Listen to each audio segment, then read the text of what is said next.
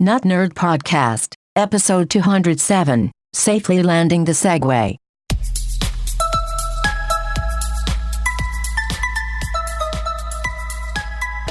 Welcome to the Notnerd Podcast. I'm Nate Heath, and we're here to help you tech better. We've got all kinds of tech news, tips, tricks, and more for you today. Here with me, as always, Mr. Dave Baylor. Well, good day to you, Nate. All week long, I was looking forward to doing this podcast. And as we were talking before, I haven't really contributed too much to the preparation of this podcast, but we've got a good tip coming up. Yeah. I think you're going to like my pick of the week. I'm excited to get started. Nice. Well, let's get into it. Follow-up, Black Friday, as we record this. The American Thanksgiving is this week. Which is the holiday, Black Friday or the Thanksgiving, and Well, which is the event? yes. You know what I mean? Well, now it's just, I think we said this last year, it's sale November and December. Like everybody put everything on sale last week, and there's all kinds of craziness going on. But there are some good resources out there, and if you have questions on anything, especially like TVs, be very careful buying TVs on Black Friday because a lot of them are very low spec, very low end, or special models. They typically will release a special model to stores just for Black Friday that they remove features from. Yes. So like maybe the Samsung XYZ has picture-in-picture, 3 HDMI ports, built-in like Netflix and Roku and all this stuff. And then the floor model for Black Friday is like 1 HDMI port, no features. Yes. Like maybe it's the lower resolution, and you just don't even know. Yeah. Well, and here's a story from this last week. I had a client, and they're doing a trade show, and they wanted to get a stand and a TV for the trade show to be able to show some videos. Yeah, that makes sense. And I'm like, hey, I have been researching TVs. Oh, I thought you were going to say, hey, I've got this TV at home that you can buy. It's only 200 pounds No. and 10 years old. But yes, you've been researching TVs. I've been researching TVs, and I said, I have been looking at everything. This Vizio that I am wanting to buy for myself when I'm ready to pull the trigger, I think it's the best TV you can get. Well, one of the employees, one of the owners, they happen to go to Walmart. Okay. And they're talking to the guy at Walmart, and they're like, well, we're thinking about getting this. And he's like, no, it doesn't matter. Every TV we have is made in the same factory and has the exact same stuff. You're just paying for brand. That is not true. That is a complete lie. So they found the cheapest one there. It was like $379. And I've seen that one. It's like in the aisle on a the pallet. Emerson, yes, Yeah. the Emerson, and it was a 65-inch. So I got the model number. This is through somebody else at the company. And they say, well, they're thinking about getting this TV. What do you think? Well, I look at it. For one, it is, like you're saying, not a smart TV. No. So it has none of those features, and we're planning to stream from an iPad, so you miss that. The brightness, which is important at a trade show when you want it to show up, less than half the brightness, just all these specs. And I'm like... And it was what, probably $150 cheaper? Yeah, less than that. Yeah, because depending on which day you buy the Vizio. So I'm just like, I've done all this... Yeah. People trust us. We spend way too much time on this. That's why we do this podcast. Well, it's like you go to a doctor and you trust that person has Yes. done some education and research. Yes. Same with us. Yes. And nothing against Walmart employees. Most of them are very nice, but this particular one did Well, there not was- know what they were talking about. And there was no incentive for that person to sell them a cheaper set. Yeah. I mean, you would think they want to upsell them, you know, but instead of saying every single one's made in the same factory, and it's yeah. But anyways, all that to be said, Black Friday's coming up. Two sites that I like to check are thrifter.com. They're a year-round deals site, and Wirecutter does a lot of Black Friday coverage. And these sites, they'll go through and kind of review these deals. Yeah. If there's something particular you're looking for, ask us. If it's technology related, there's going to be a lot of great sales. Wow, you just got a new laptop. Why didn't you check Thrifter? Yes. There's a Chromebook Black Friday discount, $89. Oh, geez. You didn't have to spend all that money. Oh, man, that's crazy. Got an $89 Yeah, so Chromebook. please, Black Friday, ask us questions if you hear this before then. The deals will go through Cyber Monday and probably keep going after that because people need to sell stuff and people like to buy stuff. That's true. Another follow-up story, WeWork. We were talking about them. This is the company that they were trying to go public and everything. It's a shared workspace company, and then they have locations all over the place. Well, so it's a physical location that you can kind of rent as your office space. Yeah, and they have, everybody sitting out at the cool trendy tables, and they've got There's a water cooler to talk Sometimes about. they got a keg and conference rooms, all this stuff. Well, they announced this week because their IPO did not go well. Their CEO got in all kinds of weird trouble. They're laying off 2,400 employees, to which I was thinking, much like Uber, I think it was, how many employees do they have? Why do you need 2,400 employees to rent office space? What are they doing? I mean, maybe they have 2,400 locations and they had 10 employees at every location, and that makes no sense. I don't know. It's an intriguing thing, but the whole shared workspace seems to, the initial appeal of it is wearing off quickly. You know what, it makes me want to buy a home with kind of like a separate apartment. Yes. And instead of renting it to a renter, I'll rent it for workspace. Yes, I will rent it from you. All right, $1,000 a day. There we go. But anyways, yeah, WeWork, that's a bubble story where they just they got huge. Everybody thought it was the greatest thing. They grew, and then boom, it's just not looking good for them. Yeah. But yeah, could cut at least 4,000 jobs across its company, but 2,400 is what they're laying off now. And they're running out of money because it's not a viable business, which is probably why they were going public. If you don't know that, why a company goes public is because they need to raise a lot of money. They want to take it to the next level, or they can't afford to keep going, and so they get investors. Yeah, more investors and more varied investors. So you know what else you probably want to invest in? Dave's pro tip of the week. I'm glad you landed that segue. I was Yes. not very confident. It was a big jump, and I landed it safely. You did. Make sure your tray tables are in their upright position as Nate lands his segues. Well, today, I teased this last week, and I'm following through. We talked about iPads some, and cellular iPads, and Wi-Fi iPads, and your new computer, and all these different things. Today's topic is tethering. Tethering is connecting your mobile device with its data and all of the wonderful internet goodness to a device that does not have like a cellular capability.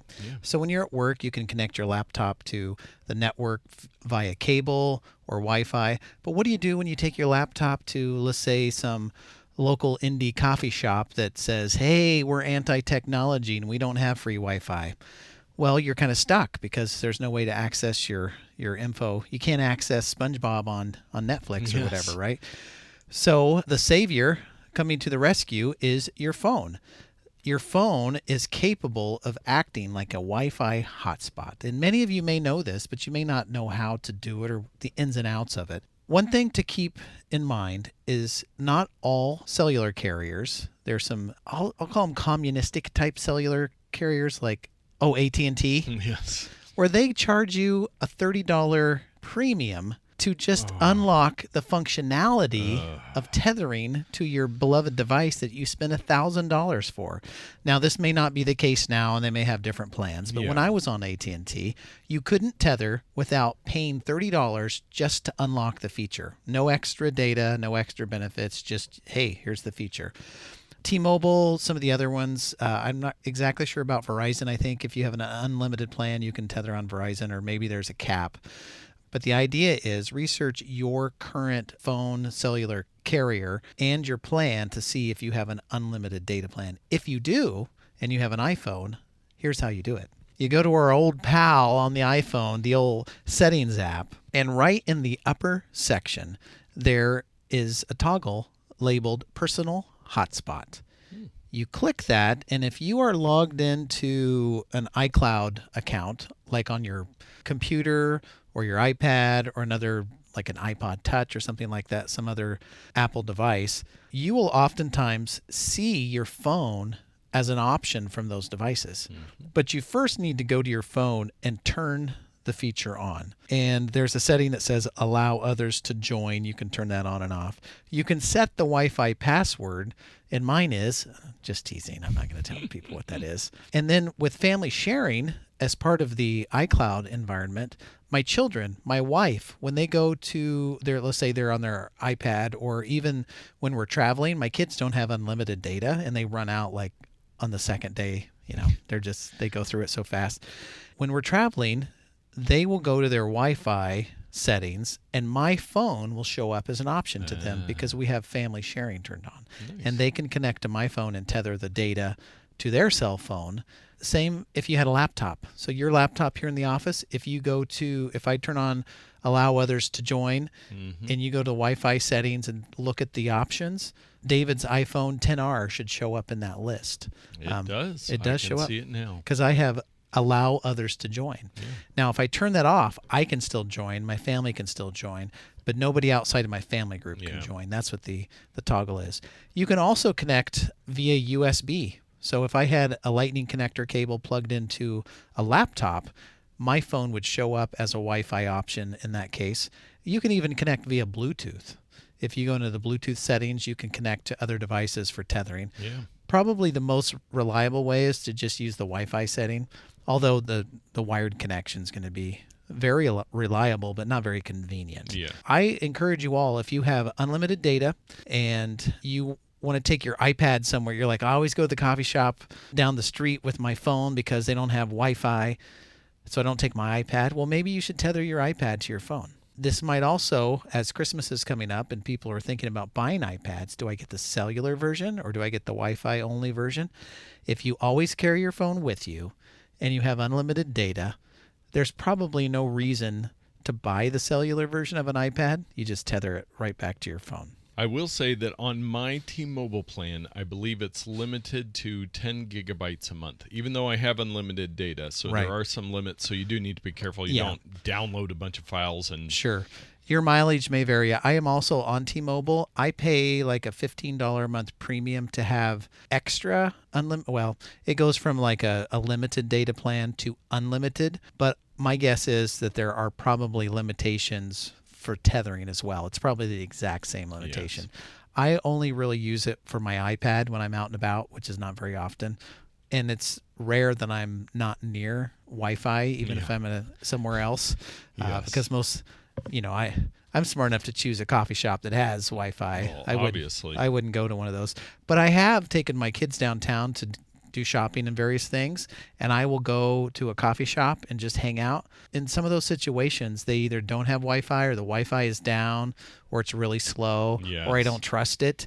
And I'm like, why wouldn't I just tether right to my phone? I trust the data. It's connected to my carrier. If I'm doing banking transactions, I don't have to worry about any weird, crazy stuff going on. So even if Wi-Fi is available, oftentimes I will choose just to tether anyway. So that is tethering. You can do the same thing on Android devices. It depends on what device you have, what version you're running, so I can't really give you instructions on that. But it's not that difficult, but it's something that I just wanted you to think of as you're traveling, maybe for the holidays, and there's a long car ride and your kids want to watch Netflix. Maybe they could tether it to your phone. That is a good way to do it. Instead of having to give them your phone, if you have another device, they can still have access to the data. And I've got I use it in a pinch all the time. You can connect your computer to it. It works great. Yes indeed. Well, let's move on to our takes of the week. The first one, the one that broke the internet and a window or two, the Tesla Cybertruck. So I was not right up on this. I'd heard something about Tesla reveals a pickup truck or whatever. I'm like, okay, this was kind of a rumor, and I knew it was coming eventually.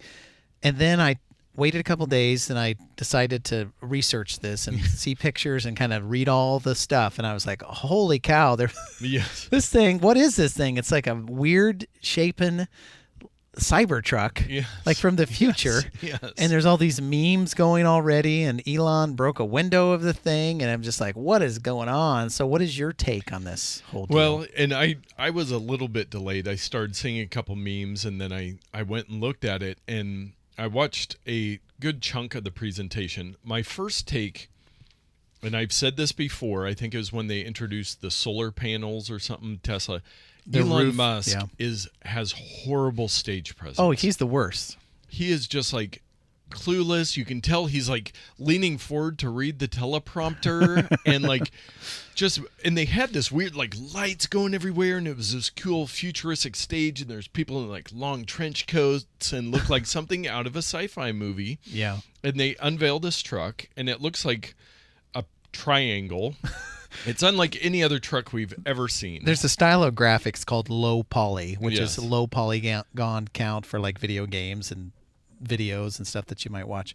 This is a low poly three-dimensional object. Yes. There are very few. There's no curved surfaces. No. It reminds me of the stealth fighter from back in the 80s. Oh yeah, the stealth bomber. That's it's totally a stealth plane. Is what he took inspiration from. It's made out of this steel that they took a sledgehammer to, and it did not dent it. The windows. Why aren't all trucks made like that? I don't know. Today's trucks are made out of like a wafer-thin piece of plastic, and you can break it. And the windows are supposed to be very durable. I did see a video where they were testing it beforehand. The guy threw a steel ball at it. They did some testing where they did drop tests on the windows. Yeah. From like 20 feet in the air, and it worked fine. Well, this guy pitched it at the windows, and they broke during the demonstration. Yeah. So everybody had to watch the rest of the demonstration with these broken windows on it. And the report was that the breaking of the windows kind of threw Elon off. He's a terrible public speaker anyway, and it just made it worse for him because he was thinking about how bad this looked right behind him. But they also announced, so it's, of course, Tesla, so it's a battery-powered vehicle. Yeah. It's got amazing range, amazing power. I mean, he's basically saying this will be the best truck on the market. It starts at like $60,000, which is a reasonable for a big full-size truck. Yeah. The back of the truck is weird. It like slides up, and then the tailgate comes down. It's got a built-in ramp because they announced in the new ATV, a Tesla ATV that you can buy to go with your Tesla truck. This would be the most fun thing to own. It's kind of like an El Camino where the pickup bed is not like giant. You could haul like lumber in it, but it is a space, and then like kind of like a roll top desk. Yes. The cover goes back over the cargo area so that for fuel efficiency, when you're not using the cargo area, you might as well have a topper on it. Yeah. And I also heard that you could put solar panels. They have an option so that the roll down topper can have solar panels to give you an extra 15 miles. It's like for an hour of charge or something like that, you can get a 15 miles extra range. If you're going long trip through the desert, that makes a difference. Yeah, or let's say you're somewhere off the side of the road and you're like, oh shoot, I don't have a charger nearby. Yeah. You can just kind of hang out for a little while, hour, 2 hours or something like that, and then have enough energy to get to the next town. Yeah. So. Yeah, and they've got a camping pack, which makes it a direct correlation to the Pontiac Aztec, which I believe is one of the worst looking cars it's the ever. Ugliest thing. Where they had like a tent built into the back. They had some pictures of that. I will say my take on the truck itself, one of the things that I heard somebody say is the auto press for years has been saying every SUV looks exactly the same. Nobody's doing anything different. And they're identical. Yes. I was at No, go ahead. Sorry to interrupt. I was at Costco the other day and started approaching the wrong vehicles because they all look identical. I'm like, wait, no, that one's a Toyota. No, that one's a Mazda. That one's I'm like, they're the same. Yeah. They're the same color. They're the same style. They're the same everything. No, they're so close. And so then people are complaining that this one looks so different. So somebody was saying, hey, what is it? Yeah. What is it? Do you want everything to be the same, or do you want somebody to try something different? We want it to be different, but not so different that we're uncomfortable. Yes. Yeah. But there was over 100,000 pre-orders for this thing already. I don't think it comes out till 2021, so it's kind of it's a very typical Tesla thing of, hey, we've got this amazing thing that will come out someday, and this is what we're saying it's going to have for specs, but we'll see if it actually ends up being that. Tell me about the interior. It looked very minimal. Yes. And there's like a marble dash or something? Yes, I saw a comment about that it looks like a marble dash with just looks like a 12.9-inch iPad, the big screen in the middle. And that's about it. And then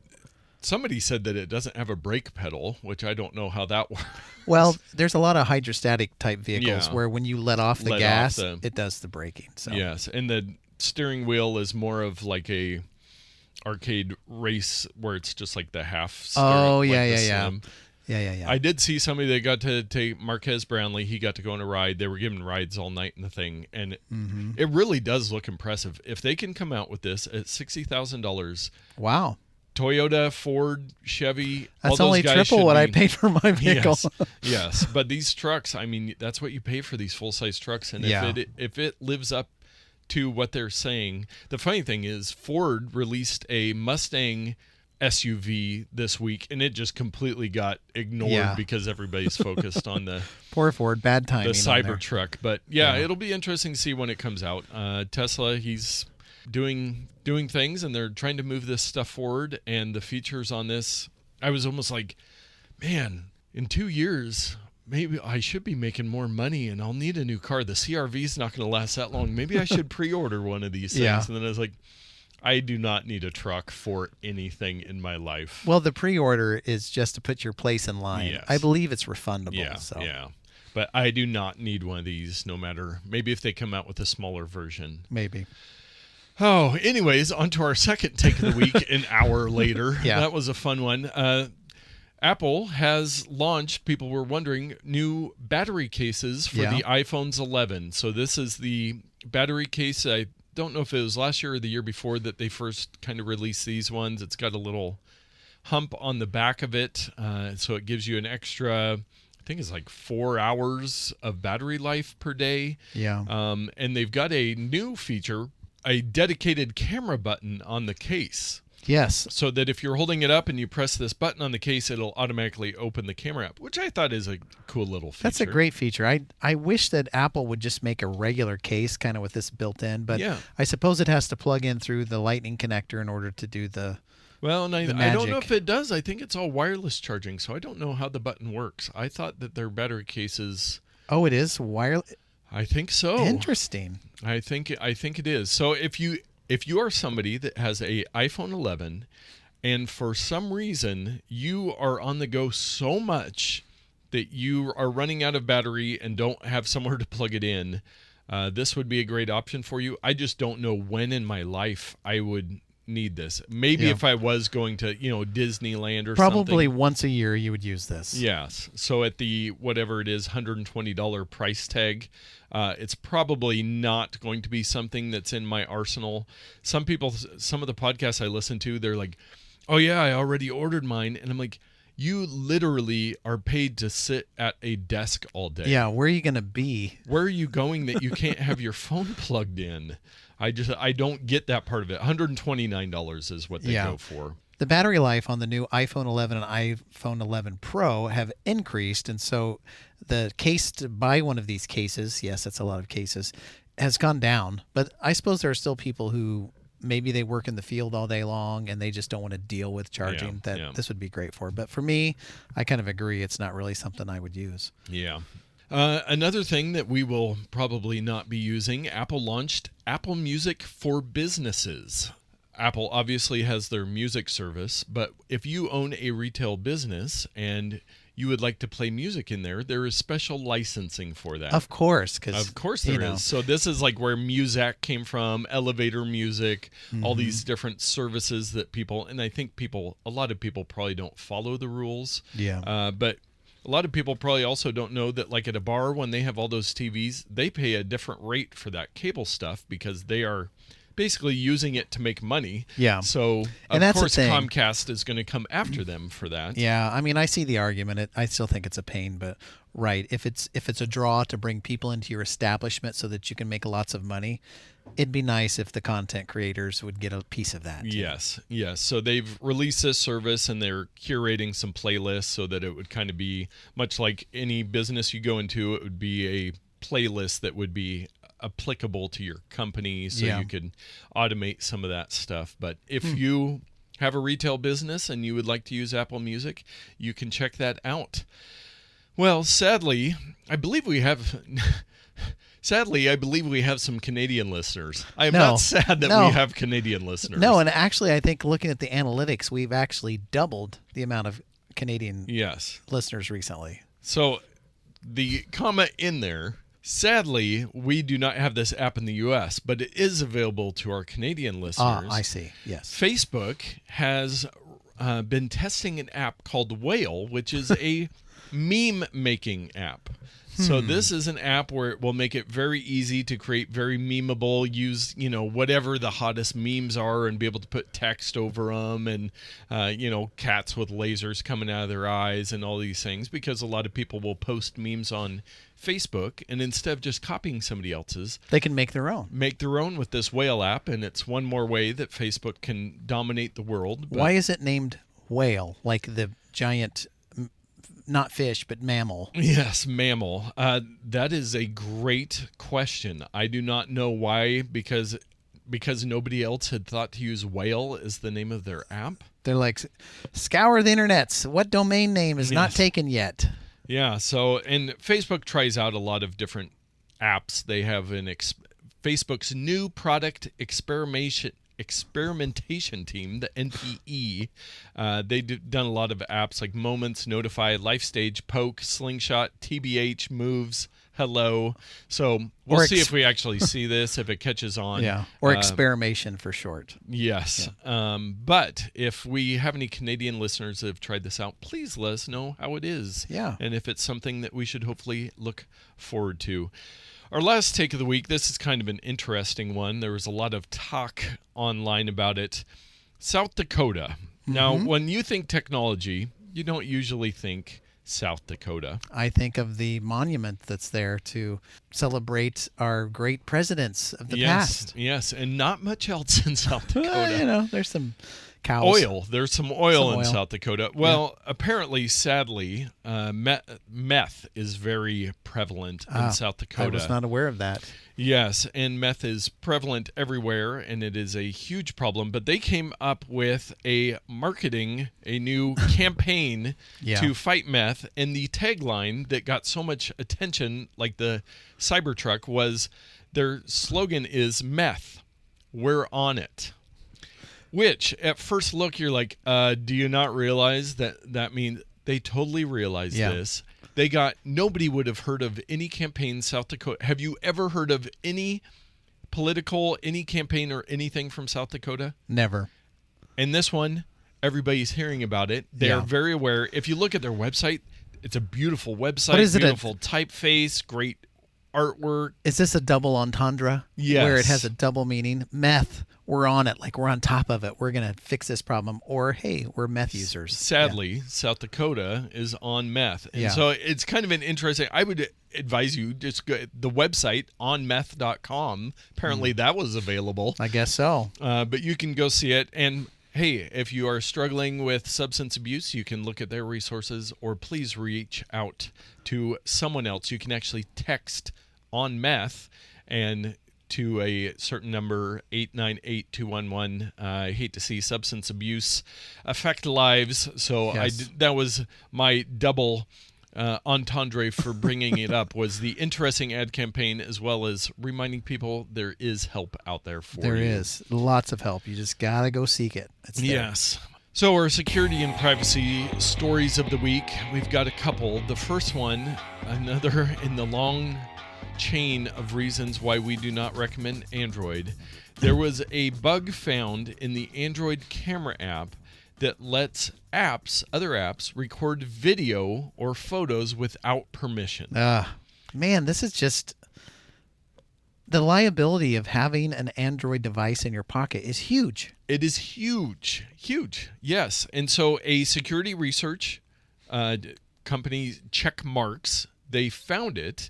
And so they just recently disclosed they found it back in July. They let Google and Samsung know about this issue is affecting both companies' camera apps. That's the right way to do it, is let the manufacturers know before the public so they can fix it. So then Google and Samsung released fixes for it before this was announced.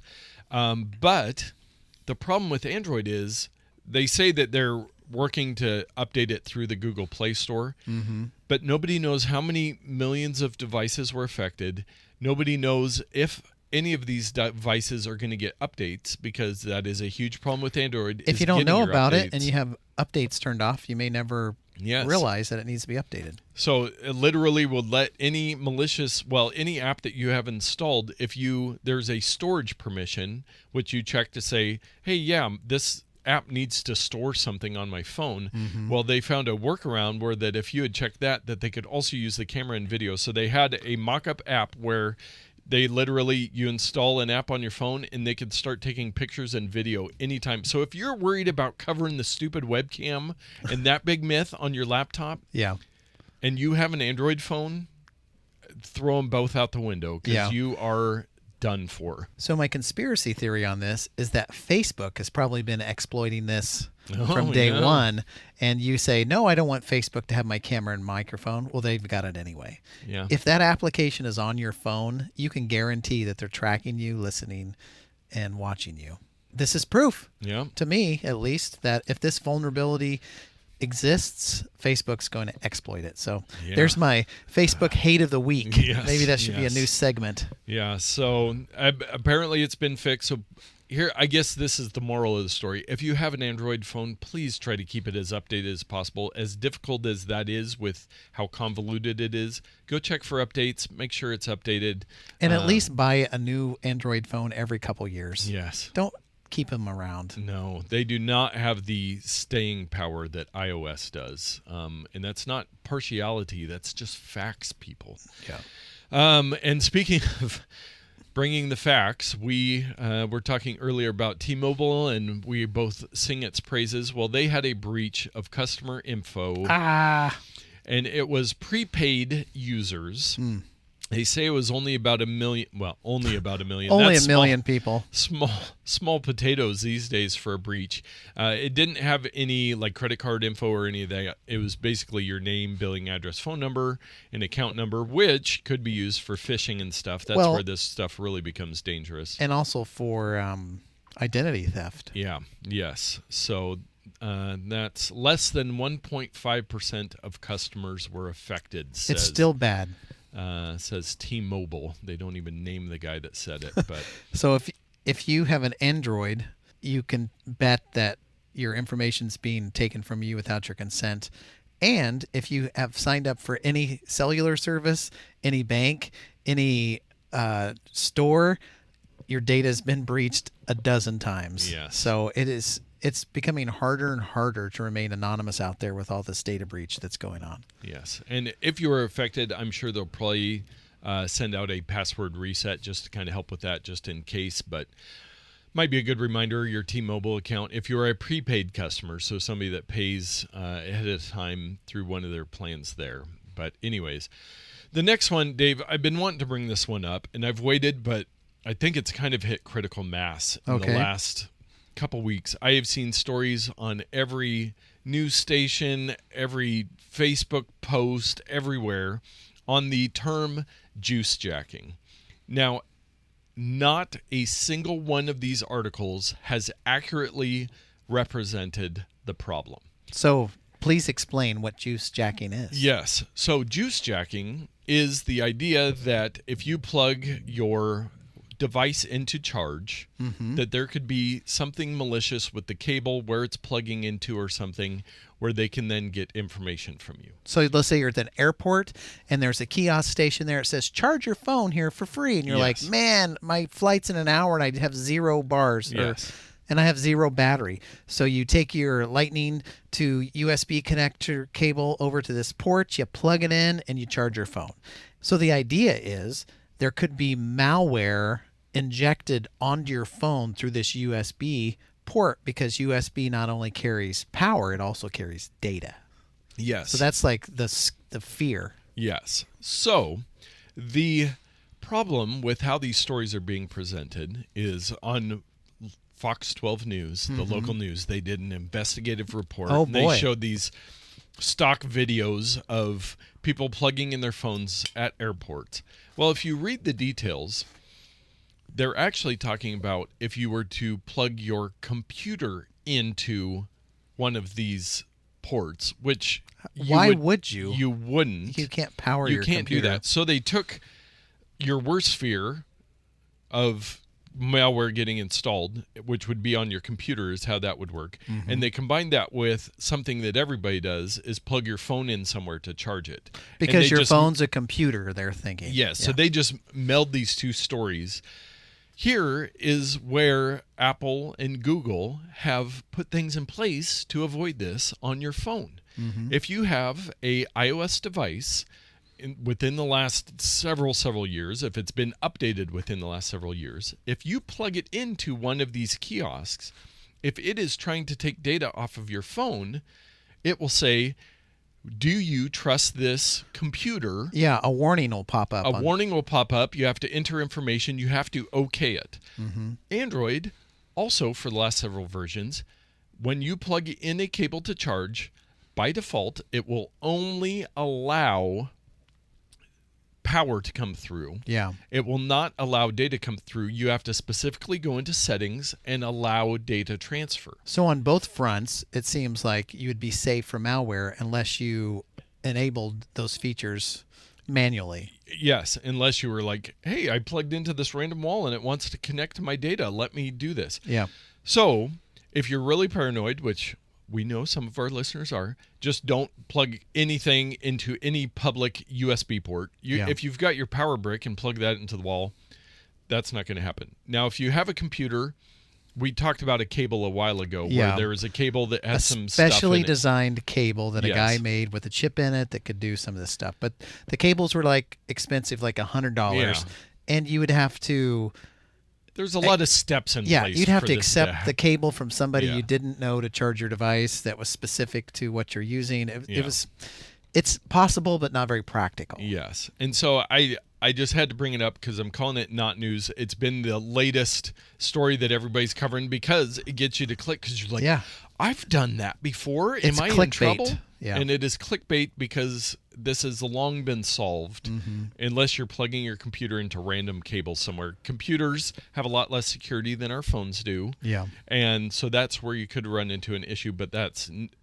Actually, the article I have in the show notes is from TechCrunch, and it says, LA warns of juicejacking malware, but admits it has no cases. Yeah. So this is total techno panic. The Los Angeles district attorney is warning travelers to avoid public USB charging points because they may contain dangerous malware, but they have zero instances of this actually happening. One of the officials was watching the local news and decided to make a decree. So the moral of the story is, because we've talked on and on about circles this. Circles. So the moral of the story is if you have a late model Android or iPhone, feel free to plug into public USB ports with your phone. It's not a risk. Yes. You'll be safe to use those to charge. It's not a big deal. Yes. And I will follow up from the article. This is classic. This takes us back to pre-internet days. But the county's chief prosecutor's office told TechCrunch that it has no cases of juicejacking on its books, though it said there are known cases on the East Coast. This is my analogy of the McDonald's monopoly. Yeah, my uncle has 10 boardwalks in Texas, and I've got 10 park places, so we're going to win $10 million. It's like these old wives' tales of... Yeah. They can't even give a real example of it. Yeah, when asked where those cases were, the spokesperson did not know. Yes. Well, somewhere east of here, and if it's LA, that's every place. Our bonus odd take of the week. I have not gotten a chance to watch all of this yet. Kotkey.org, it was a pick of the week before. He just posts very interesting stuff. This movie, this video that he posted is called Motion. It's ocean with an M. Yes. And it is slow motion ocean. And from what I saw, it is just beautiful, mesmerizing footage. It's like a screensaver. Of slow motion ocean waves and the power of the ocean. As a surfer, it's very intriguing to me. But if you just need to go off into another place for a while, click on this link in the show notes. Go watch this video, turn the sound up, and just... have a moment of peace with the ocean, or be terrified if you're terrified of the ocean. Either way, if you need to get some adrenaline going because you are terrified by waves and all things ocean, you could watch this as well. What's worse than a wave coming at you? a wave coming at you in slow motion. Yes. But yeah, look, very well done by cinematographer Chris Bryan, who's also worked on BBC's Blue Planet 2. Okay. So he is... That guy knows how to shoot nature. Yes. Very fun little video. Time for our picks of the week. Nate, how many times have you been taking a photo and you're going, the resolution is too high. The colors are so vibrant and accurate and clear. If only I had a really rudimentary 2-bit photography application. Have you come across that much? Oh, all the time. Well, if you're a longtime Apple fan, which I know you are, you probably used an original Macintosh back in the day. Oh, yeah. This is the one with the little tiny thing with the little 9-inch screen that was white with black text, and you could play some little adventure games, and I don't even know that you could surf the internet on those things without a lot of effort. It was fun to create graphics with those because the pixels were either on or off. There's no in between. There's no gray. It's just 2-bit pixels. Well, the developers from a company that I know and love, Icon Factory, have developed a fun little toy camera for your phone that converts your images. You can take pictures basically in 2-bit to kind of give you that representation of what it was like to work on early Macintoshes and other computers of that sort. And so you download BitCam is the name of the application. And there are only just a few settings that you can do in this. You can do super high res, which is almost a grayscale because the pixels are pretty small, and you can get a black and white picture. Or you can do standard, which is kind of a medium-sized pixel. Or you can do fat bits, which is this giant, grainy, gross-looking, just awful. Horrible. But it's kind of fun because... you could there's software. I've had computer programs that can do the same thing. It converts your color photograph into a 2-bit image. But it's kind of fun to just walk around the world and see what the world looks like in chunky 2-bit, and then you take a picture, and it is amazing how your brain can interpret these black and white pixels and still be able to tell what the image is. Yeah. There's a huge benefit of having only 2 bits in an image. The file sizes are super small. No. Because the pixels are either on and off. There's no shades of color. There's no luminosity. There's no saturation. None of this information. It's just on or off pixels. So it's a fun toy. I've used it on and off over the years. They do have a couple features that you can utilize. If you pay some money, you can install the color graphics module. Nice. For $1.99. It basically is it's still a pixelated, chunky representation, but it's in color. For why, I don't know why you would want that when the whole idea is to get a 2-bit image. But and then you can turn the self camera on, which turns on the selfie camera. That's a free feature. Wow. You don't have to pay for the selfie camera. That's huge. But it's kind of fun. Like, I'm going to take a picture of myself right now. Look at that. I mean, it's brilliant. Oh, maybe that's my new Facebook profile picture. Yeah, I like it. So if you want to have a lot of fun, you like 2-bit graphics, and you just want a free toy to distract you from something, download BitCam from Icon Factory from the iOS App Store. A lot of fun. Nice. Well, my pick of the week, as you might imagine, we talked about it at length last week, my new MacBook Pro 16-inch model. Now, this is twofold because... first of all, this is a computer for very few people. If you need a lot of processing power in a laptop, you are going to be hard-pressed to find a better computer than this. It is very dense in power. There's a lot of power in a small package. Yes. So I will say, I've been using it. I think I set it up, the day after we recorded last week. I finally had some time, got it going, the setup worked great. I've been using it for about a week now. It is amazing. I do believe, and I've gotten a little more conservative. I had told you last week, Dave, I think in 2 months this thing will pay itself off. Yes. I'll be more realistic. I will say within 4 months, this computer will pay itself off in time saved, in efficiency, in just having the battery power, not having to worry about always having it plugged in. All of the features on this, it'll be so worth it. So my real pick of the week, and I believe I made a pick of this, a similar one before, is upgrading your computer. I've talked to a lot of people just in this last week oh, my computer, I'm starting to get these warnings. I've got Windows 7. It's saying Windows 10. What do I do? And I say, well, how long have you had it? Well, 8 years. Yeah. How's it working? Well, it freezes up all the time. And it's really slow. And I can't do that. Yeah. People, the investment, the holistic cost of investing in a computer that will be more efficient at what you need to do with it. Now, some people, if you're not doing, but even if you're, like my parents love to play Spider Solitaire on their laptop. Okay. But if you're waiting 5 minutes for it to turn on, if you're waiting 30 seconds, if it keeps freezing up on you and you're getting frustrated, please think about investing in a new computer. Now, we talked about Black Friday. Yep. Be very careful about going to Best Buy and finding the $200 laptop. Yes, or the $89 Chromebook like I Yes. saw the ad for. You want to get something, I understand. For some people, you just cannot afford it. You will not be able to eat food if you spent $500 on a computer. And you're just surfing the web, and you're like, my old computer works fine for surfing the web. And time is not an issue. You've got all the time in the world. But there's also a lot of listeners. Time is an issue. How many times a day do you say, I'm so busy? You're using your computer to be productive with. You're doing stuff that you could save a lot of time if you're spending more than an hour a day on your computer. Yeah. And you could improve that by 10, 20, 30%, how efficient it is. Think about spending for $500, $600. I can recommend a great laptop for you. It'll be so much faster. It'll be updated. It'll last you several years. People, it is just such a good investment. Yeah. For as much as we use technology, if you need a computer and if you have an old one, please consider upgrading. I'm not making any money off this unless you pay me to upgrade it for you.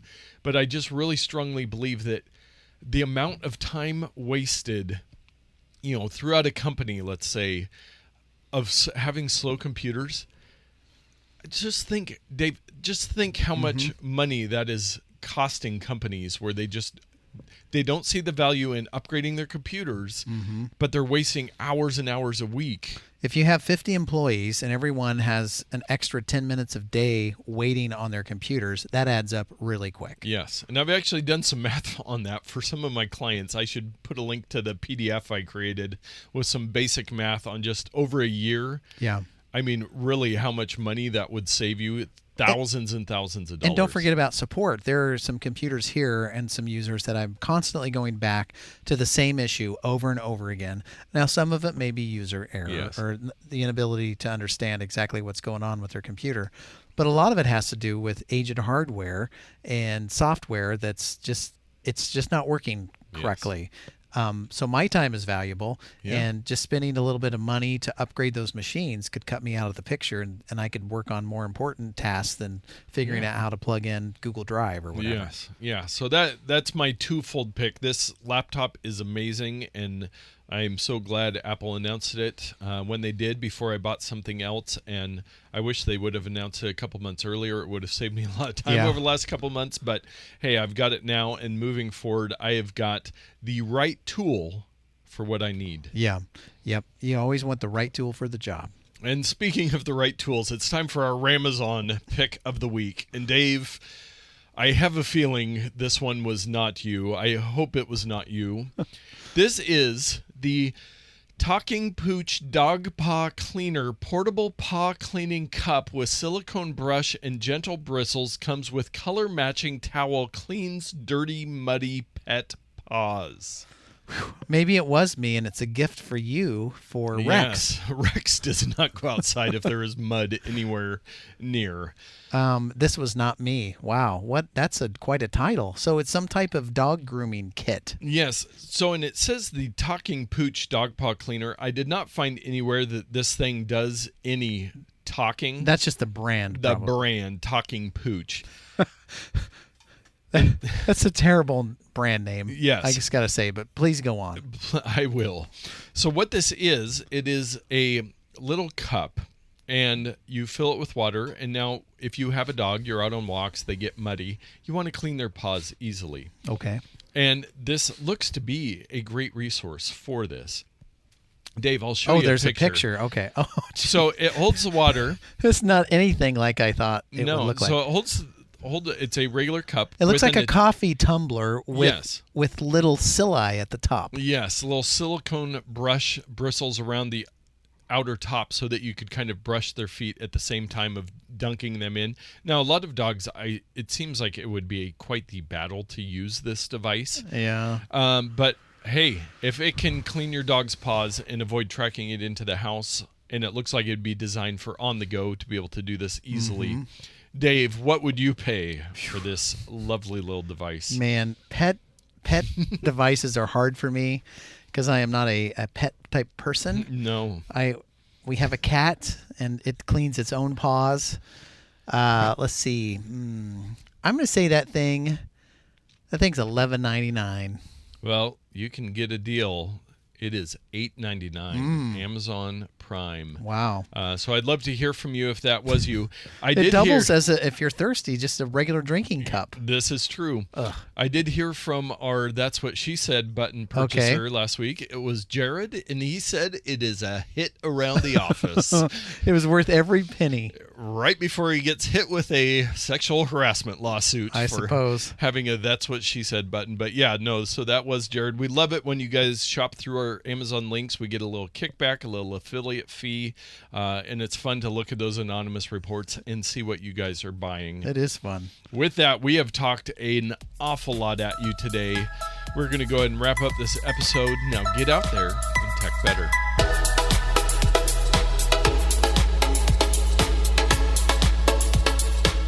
But I'm not a Photoshop professional. No. I'm not some whiz-bang whiz kid. Speak for yourself. I just want to push a button and make it happen automatically. Yeah.